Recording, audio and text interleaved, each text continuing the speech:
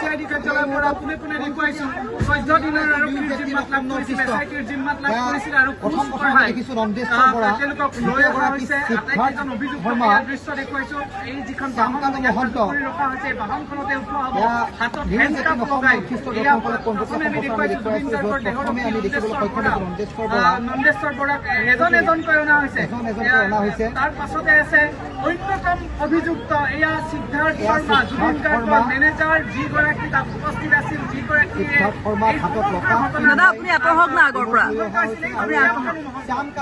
দেখুৱাইছো 14 দিনৰ SITৰ জিম্মাৰ শ্যামকানু মহন্তক এয়া আদালতলৈ লৈ অহা হৈছে। হাতত হেণ্ডকাপ, মুখখন কিছু লুকাবলৈ চেষ্টা চলোৱা হৈছে। জুবিন গাৰ্গৰ PSO এয়া পৰেশ বৈশ্য আৰু সন্দীপন গাৰ্গ, জুবিন গাৰ্গৰ সম্পৰ্কীয় ভাতৃ সন্দীপন গাৰ্গ, তেওঁক এই মুহূৰ্তত আদালতলৈ লৈ যোৱা হৈছে। আৰু আন এখন বাহন য'ত আমি দেখিছো অমৃতপ্ৰভা মহন্তক তাত উঠোৱাই হৈছে। সুধাকৰ সিং, SITৰ চিফ মুন্না প্ৰসাদ গুপ্তা, মৰমী দাস, SSP ৰজি কলিতা, আমি আটাইকেইগৰাকী SITৰ শীৰ্ষ বিষয়াক এই মুহূৰ্তত দেখিবলৈ সক্ষম হৈছো। আৰু এয়া